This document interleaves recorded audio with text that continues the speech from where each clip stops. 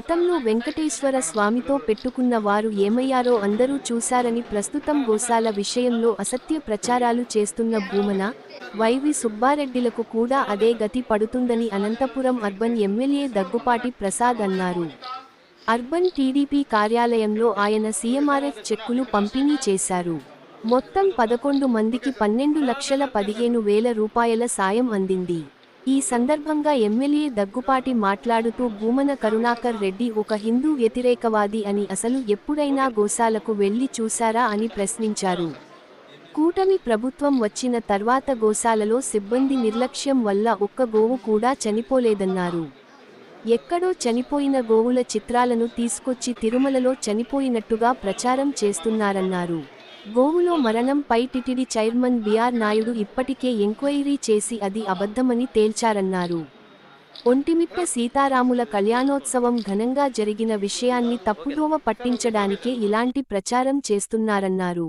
భూమన కరుణాకర్ రెడ్డి గతంలో చైర్మన్గా ఉన్న సమయంలోనే శ్రీ వెంకటేశ్వర స్వామిని ఉద్దేశించి తిరుమలలో ఉన్నది ఒక నల్ల రాయి మాత్రమే అన్న వ్యాఖ్యల్ని గుర్తు చేశారు. ఒక వ్యక్తి ఇలాగే తిరుమల విషయంలో జోక్యం చేసుకుని ఎలా గాల్లో కలిసిపోయారో అందరూ చూశారన్నారు. ఆ తర్వాత జగన్మోహన్ రెడ్డి కూడా ఇలానే వ్యవహరించిన కారణంగానే 11 సీట్లకే పరిమితమయ్యారన్నారు. ఖచ్చితంగా శ్రీ వెంకటేశ్వర స్వామి విషయంలో ఇలాంటి దుష్ప్రచారం చేస్తున్న వారు తగిన మూల్యం చెల్లించుకుంటారని ఎమ్మెల్యే దగ్గుపాటి హెచ్చరించారు. ఇవ్వడం జరిగింది. దాంట్లో భాగంగా దాదాపు 12 మంది లబ్ధిదారులకు ఈ అమౌంట్ ఇవ్వడం జరిగింది. ముఖ్యంగా అనంతపురం అర్బన్ నియోజకవర్గంలో మైనార్టీ సామాజిక వర్గం ఎక్కువ. ఇప్పటివరకు దాదాపు 50% పైగా మైనార్టీ సామాజిక వర్గానికే ఈ సీఎంఆర్ఎఫ్ ఇవ్వడం జరిగింది. దాదాపు ఈరోజు వరకు 1,10,00,000 రూపాయలు అనంతపురం అర్బన్ నియోజకవర్గానికి రావడం జరిగింది. అంటే 12 విడతలు అంటే 10 నెలల కాలంలోనే దాదాపు 12 విడతలుగా ఈ సీఎంఆర్ఎఫ్ రావడం జరిగింది. ముఖ్యంగా నారా చంద్రబాబు నాయుడు గారు ముఖ్యమంత్రిగా ఛార్జ్ తీసుకున్న తర్వాత బడుగు బలహీన వర్గాలు అలాగే మైనార్టీ సోదరులకి ఎంతో మంచి చేస్తూ ఉన్నారు. ముఖ్యంగా ఎక్కడైతే ఈ వైద్యానికి సంబంధించి ఎక్కడైతే ప్రాబ్లం ఉందో గత 5 ఏళ్లలో ఎక్కడే కానీ ₹1 సీఎంఆర్ఎఫ్ ఇచ్చిన దాఖలాలు లేవు. దానికి అనుగుణంగా మనం గవర్నమెంట్ ఏర్పడిన తర్వాత దాదాపు 12 సార్లు ఓన్లీ అనంతపురం అర్బన్ నియోజకవర్గానికి ఇవ్వడం చాలా గర్వంగా భావిస్తున్నాను. దాదాపు 1,10,00,000 రూపాయలు. తిరుమల తిరుపతిలో గోశాలలో ఆవులు చనిపోయినాయని చెప్పేసి దుష్ప్రచారం చేస్తూ ఉన్నారు. ఇది అక్కడ ఉండే గతంలో టీటీడీ చైర్మన్గా చేసినటువంటి భూమన కరుణాకర్ రెడ్డి గారు అయితే ఏమి, అలాగే సుబ్బారెడ్డి గారు అయితే ఏమి దుష్ప్రచారాన్ని చేస్తూ ఉన్నారు. మీరు వెళ్ళి ఒకసారి చూడండి. అక్కడికి వెళ్ళి ఇప్పుడు ఎక్కడైనా ఒక గోవు చనిపోయి తెగినా దాన్ని మీరు వెళ్ళి ఎక్కడైతే దాని ప్రూఫ్లు చూపించండి. ఖచ్చితంగా దీని మీద మేము న్యాయపరమైన చర్యలు తీసుకుంటాం. ఏవైతే ఇలాంటి దుష్ప్రచారం చేస్తున్నారో మీ మీద ఖచ్చితంగా కఠిన చర్యలు తీసుకుంటామని చెప్పేసి తెలియజేస్తాను.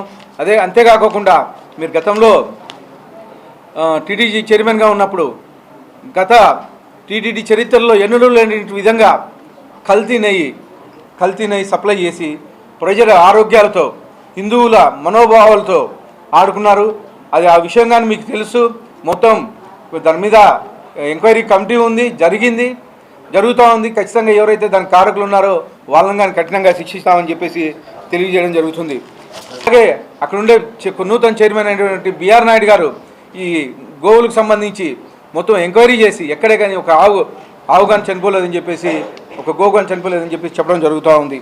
ఇవే కాకుండా భూమన కరుణాకర్ రెడ్డి అనే అతను ఒక హిందూ వ్యతిరేకవాది. గతంలో వెంకటేశ్వర స్వామిని ఇది నల్లరాయే కదా తీసేస్తే ఏమవుతుంది అని చెప్పేసి మాట్లాడిన దాఖలాలు ఉన్నాయి.